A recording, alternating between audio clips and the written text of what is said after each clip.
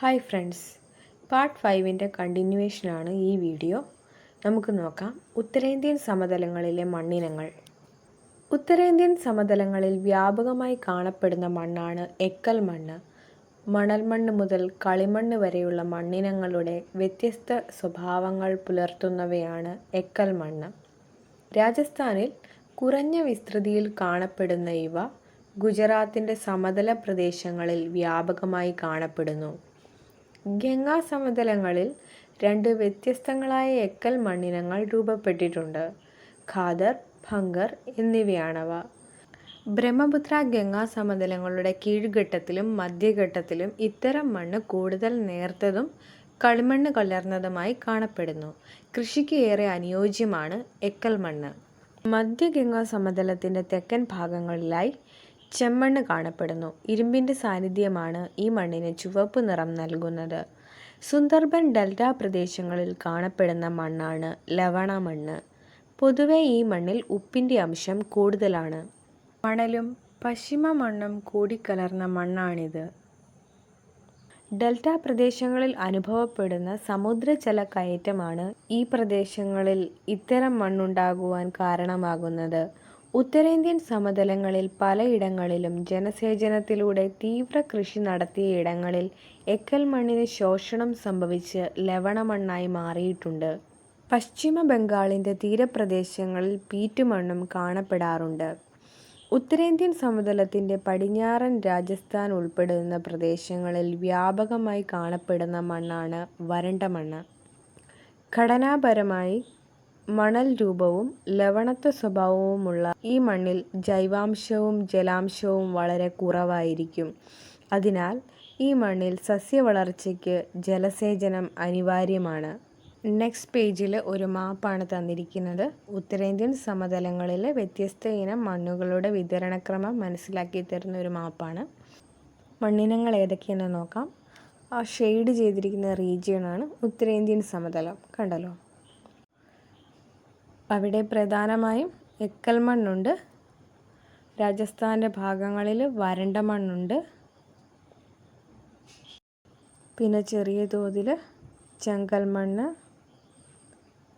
ചെമ്മണ്ണ്, മഞ്ഞമണ്ണ്, പിന്നെ കറുത്ത മണ്ണൊക്കെ കാണപ്പെടുന്നുണ്ടല്ലേ. അടുത്തത് നോക്കാം ഉത്തരേന്ത്യൻ സമതലത്തിലെ ജനജീവിതം. ഫലഭൂയിഷ്ഠമായ എക്കൽ മണ്ണ്, നിരപ്പാർന്ന ഭൂപ്രകൃതി, എപ്പോഴും നീരൊഴുക്കുള്ള നദികൾ, അനുയോജ്യമായ കാലാവസ്ഥ തുടങ്ങിയവ ഉത്തര മഹാസമതലത്തിൻ്റെ സവിശേഷതകളാണ്. നമ്മുടെ രാജ്യത്തിൻ്റെ മൊത്തം ഭൂവിസ്തൃതിയുടെ 1/4 ഭാഗത്തിനും താഴെയാണ് ഉത്തരേന്ത്യൻ സമതലത്തിൻ്റെ വിസ്തീർണം. എന്നാൽ ഈ മഹാസമതലമാണ് ഇന്ത്യയുടെ മൊത്തം ജനസംഖ്യയുടെ പകുതിയിലേറെയും ഉൾക്കൊള്ളുന്നത്. കാർഷിക മേഖലയെ അടിസ്ഥാനമാക്കിയുള്ള ഇന്ത്യയുടെ സമ്പദ് വ്യവസ്ഥയെ പടുത്തുയർത്തുന്നതിൽ നിർണായക പങ്കാണ് വടക്കൻ സമതലങ്ങൾക്കുള്ളത്. ഇവിടെ ഗോതമ്പ്, നെല്ല്, ചണം, കരിമ്പ് തുടങ്ങിയ വ്യത്യസ്ത വിളകൾ വ്യാപകമായി കൃഷി ചെയ്യപ്പെടുന്നു.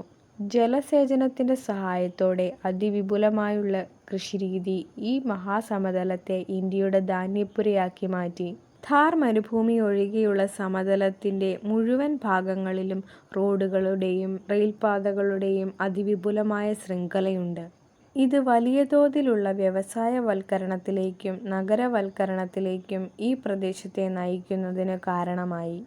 ഖാരിഫ്, റാബി, സയ്ദ് എന്നിങ്ങനെ 3 വ്യത്യസ്ത കാർഷിക കാലങ്ങളിലായാണ് ഉത്തരേന്ത്യൻ സമതലങ്ങളിൽ വിവിധയിനം വിളകൾ കൃഷി ചെയ്യുന്നത്.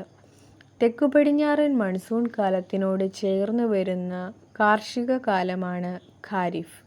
ശൈത്യകാലത്തിൻ്റെ വരവോടെ ആരംഭിക്കുന്ന കാർഷിക കാലമാണ് റാബി. റാബി വിളകളുടെ വിളവെടുപ്പിനു ശേഷം ആരംഭിക്കുന്ന ദൈർഘ്യം കുറഞ്ഞ വേനൽക്കാല കാർഷിക കാലമാണ് സയ്ദ്. ഈ വ്യത്യസ്ത കാർഷിക കാലങ്ങളിലായി കൃഷി ചെയ്യുന്ന പ്രധാന വിളകളുടെ പട്ടികയാണ് താഴെ തന്നിരിക്കുന്നത്. നോക്കാം. ഖാരിഫ് ജൂൺ മുതൽ സെപ്റ്റംബർ വരെ കൃഷി ചെയ്യുന്ന പ്രധാന വിളകൾ ഉഷ്ണമേഖലാ വിളയായ നെല്ല്, പരുത്തി, ചണം, ബജ്റ, തുവര മുതലായവ. അടുത്തത് റാബി. ഒക്ടോബർ മുതൽ മാർച്ച് വരെ കൃഷി ചെയ്യുന്ന പ്രധാന വിളകൾ മിതോഷ്ണ ഉപോഷ്ണ വിളകളായ ഗോതമ്പ്, പയറുവർഗ്ഗങ്ങൾ, കടുക് വർഗ്ഗങ്ങൾ, ബാർലി മുതലായവ. അടുത്തത് സൈദ്.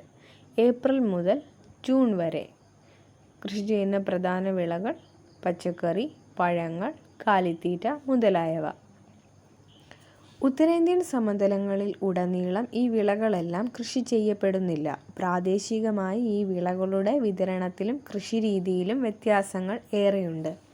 ജലസമൃദ്ധി കൊണ്ടും ഫലസമൃദ്ധി കൊണ്ടും സവിശേഷമായ ഈ ഭൂപ്രകൃതിക്ക് ഇന്ത്യയിലെ സംസ്കാരം രൂപപ്പെടുത്തുന്നതിൽ ഗണ്യമായ പങ്കുണ്ട്. രാജ്യത്തിൻ്റെ കാർഷിക സമ്പദ്‌വ്യവസ്ഥയുടെ നട്ടെല്ലായി നിലകൊള്ളുന്നതിലൂടെ ഭക്ഷ്യസുരക്ഷ എന്ന സുപ്രധാനമായ ഉത്തരവാദിത്തമാണ് ഈ ഭൂപ്രകൃതി വിഭാഗം ഏറ്റെടുക്കുന്നത്. സമതലമേകുന്ന സഞ്ചാരവിനിമയ സൗകര്യങ്ങൾ സഹസ്രാബ്ദങ്ങൾ മുമ്പു മുതൽക്കേ ജനങ്ങളുടെ വ്യാപനത്തിനും ഇടപഴകലിനും കളമൊരുക്കിയിട്ടുണ്ട്. അതിലൂടെ രൂപപ്പെട്ട മിശ്ര ബഹുസ്വര സംസ്കാരമാണ് ഇന്നത്തെ ഇന്ത്യയുടെ ശക്തിയും സൗന്ദര്യവും. ഇത്രയുമാണ് ഈ ചാപ്റ്റർ. എല്ലാവർക്കും മനസ്സിലായിട്ടുണ്ടെന്ന് വിചാരിക്കുന്നു.